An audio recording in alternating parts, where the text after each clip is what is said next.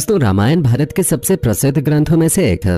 भारत में रामचरितमानस का पाठ पूरी आस्था के साथ होता है। महर्षि वाल्मीकि द्वारा रामायण में भगवान राम की संपूर्ण जानकारी लिखी गई है, लेकिन कुछ लोग भगवान के होने पे ही सवाल उठाते हैं और रामायण को केवल कहानियों से भरी किताब मानते हैं। लेकिन क्या होगा जब हम आपके सामने इसके सत्य होने के सबूतों को बताएंगे, जिसका हर एक सबूत इसके सत्य होने की ओर इशारा करता है।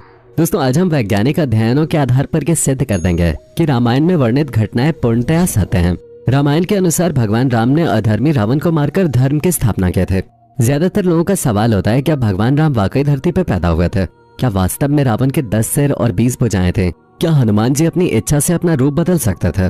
दोस्तों, आज के इस वीडियो में हम आपको रामायण से जुड़े उन तमाम सबूतों से रूबरू करवाएंगे जिससे राम और रामायण दोनों सच साबित हो जाएंगे। रावण का महल। दोस्तों, लंकापति रावण के महल के अवशेष आज भी मौजूद हैं। ये वही महल है जिसे हनुमान जी ने लंका के साथ जला दिया था। रामायण में लंका दहन को रावण के विरुद्ध राम जी की पहली जीत कही जा सकती है। महाबली हनुमान जी के इस पराक्रम को देखकर वहां के सभी निवासी कहने लगे, सेवक इतना शक्तिशाली है तो स्वामी की ताकत का अंदाजा लगाया जा सकता है। सुग्रीव की गुफा। दोस्तों, आपको जानकर हैरानी होगी कि बाली के डर से सुग्रीव जिस गुफा में रुके थे वो गुफा आज भी मौजूद है। रामायण के अनुसार बाली ने तुदुम्बी नामक राक्षस को मारकर उसका शरीर कुछ दूर फेंक दिया था। हवा में उड़ते हुए तुदुम्बी के खून की कुछ बूंदें मातंग ऋषि के आश्रम के ऊपर गिर गए।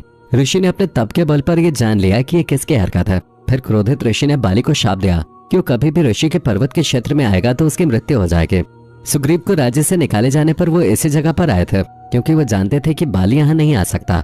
यहीं पे उनकी मुलाकात राम जी से हुई और बाद में राम जी ने बाली का वध किया और सुग्रीव को किष्किंधा का राज्य दिया था। राम सेतु। दोस्तों, राम सेतु को एडम्स ब्रिज भी कहा जाता है। ये चूना पत्थर से बनी श्रृंखला है।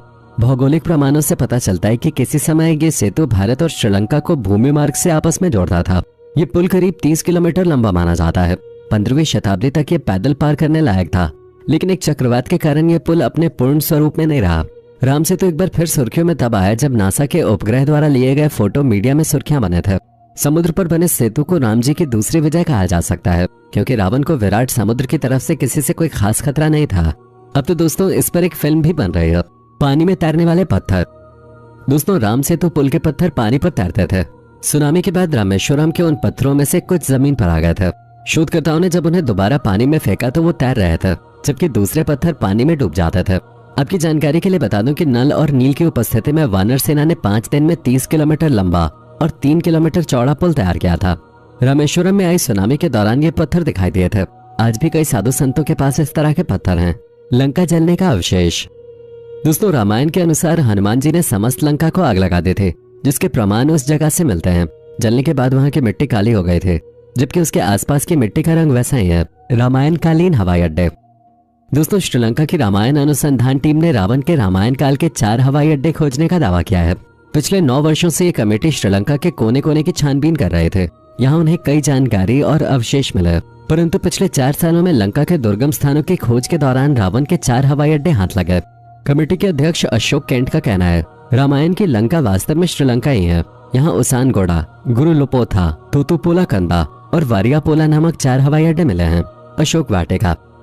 दोस्तों, अशोक वाटिका आज भी लंका में स्थित है, जहाँ रावण ने सीता माता को हरण करने के पश्चात कैद करके रखा था। ऐसा माना जाता है कि एलिया पर्वत की एक गुफा में सीता माता को रखा गया था, जिसे सीता एलिया नाम से जाना जाता है।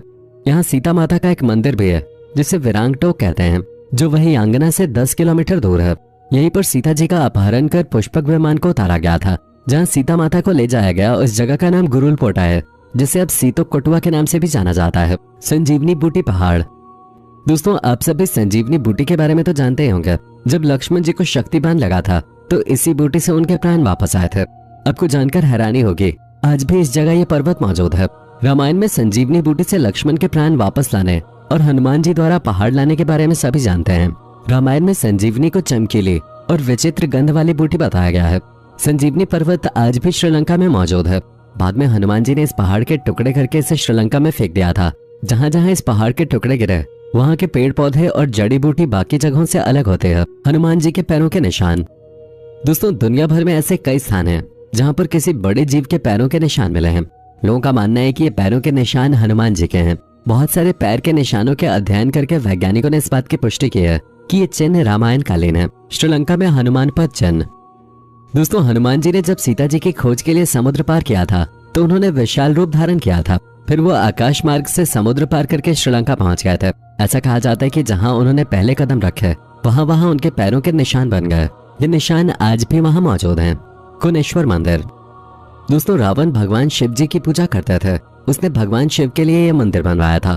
ये इकलौता मंदिर है जहां भगवान से ज्यादा उनके भक्त रावण की आकृति बनी हुई है। इसी मंदिर में बनी एक आकृति में रावण के 10 सिरों को प्रदर्शित किया गया है, जो बताता है कि रावण के 10 सिर थे। पंचवटी। दोस्तों, आज भी नासिक के पास पंचवटी तपोवन है, जहां अयोध्या से वनवास काटने के लिए निकले भगवान राम, सीता माता और लक्ष्मण रुके थे। यहीं पर लक्ष्मण जी ने सुपर्णखा के नाक भी काटे थे। जानकी मंदिर। दोस्तों, नेपाल के जनकपुर शहर में जानकी मंदिर है। रामायण के अनुसार सीता माता के पिताजी का नाम जनक था और उन्हीं के नाम पर इस शहर का नाम जनकपुर रखा गया है। साथ ही सीता माता को जानकी के नाम से भी जाना जाता है, इसलिए इस मंदिर को जानकी मंदिर कहते हैं। यहाँ हर रोज दर्शन के लिए हजारों श्रद्धालु आते हैं। साथ ही इस मंदिर में वो जगह भी है जहाँ भगवान श्री राम और माता सीता का विवाह हुआ था, रामलिंगम। दोस्तों, रावण को मारने के बाद भगवान राम को पश्चाताप करना था, क्योंकि उन्होंने एक ब्राह्मण को मारा था। इसके लिए उन्होंने शिव जी की आराधना भी की थी। भगवान राम को भगवान शिव ने 4 शिवलिंग बनाने को कहा। एक रेत का शिवलिंग सीता माता ने बनाया, 2 शिवलिंग हनुमान जी कैलाश से लेकर आए थे और एक शिवलिंग भगवान राम ने स्वयं अपने हाथों से बनाया था, जो आज भी इसी मंदिर में स्थित है। इसलिए इस जगह को रामलिंगम कहते हैं। कोबरा हुड केव। दोस्तों, जब रावण सीता जी का अपहरण करके श्रीलंका पहुंचा तो सबसे पहले सीता जी को इसी जगह पर रखा गया था। आपको ये जानकर हैरानी होगी कि इस गुफा पर हुई नक्काशी रामायण समय की मानी जाती है, जो इस बात का सबूत देती है कि रावण ने सीता माता का अपहरण करके उन्हें सबसे पहले यहीं लाया था। हनुमानगढ़। दोस्तों, रामायण के अनुसार जब सीता माता का अपहरण हुआ था तो राम जी की मुलाकात हनुमान जी से हुई। उसके बाद हनुमान जी हर रोज एक स्थान पर श्री राम का इंतजार किया करते थे। आज उस स्थान को हनुमानगढ़ी के नाम से जाना जाता है। रामायण में भी इसका उल्लेख किया गया है। यह स्थान दोस्तों अभी भी अयोध्या के पास है। लेपाक्षी मंदिर। दोस्तों, जब रावण सीता माता का हरण करके ले जा रहा था तब जटायु ने रावण को रोकने की बहुत कोशिश की थी, लेकिन वो अपनी इस कोशिश में सफल नहीं हो पाए। रावण ने उन्हें मार गिराया, लेकिन जहां जटायु गिरे थे आज उस जगह को लेपाक्षी मंदिर के नाम से जाना जाता है। विभीषण का महल। दोस्तों, रावण की मृत्यु के बाद राम जी ने लंका का राजपाट विभीषण के हाथों सौंप दिया था, जिसके बाद विभीषण ने कलिया नदी के करीब एक महल का निर्माण करवाया था, जिसका सबसे बड़ा सबूत हाल ही में मिला था। शोधकर्ताओं की एक कमेटी जब वहां पर जांच कर रहे थे तब वहां पर महल के बहुत सारे अवशेष मिले हैं, जो ये सबूत देते हैं कि यहाँ विभीषण का महल था। दोस्तों, रामायण को पूरा ध्यान लगाकर पढ़ें। तो दोस्तों, कैसा लगा हमारा आज का एपिसोड, हमें कमेंट करके बताइएगा जरूर। हमें आपके कमेंट का इंतजार रहेगा। दोस्तों, उम्मीद करता हूँ कि हमारा ये एपिसोड आपको पसंद आया होगा। दोस्तों, अगर आप हमारे चैनल पर नए हैं तो प्लीज चैनल को सब्सक्राइब जरूर कर दीजिएगा, क्योंकि हम आपके लिए रोज इस तरह की वीडियोस बनाते रहते हैं।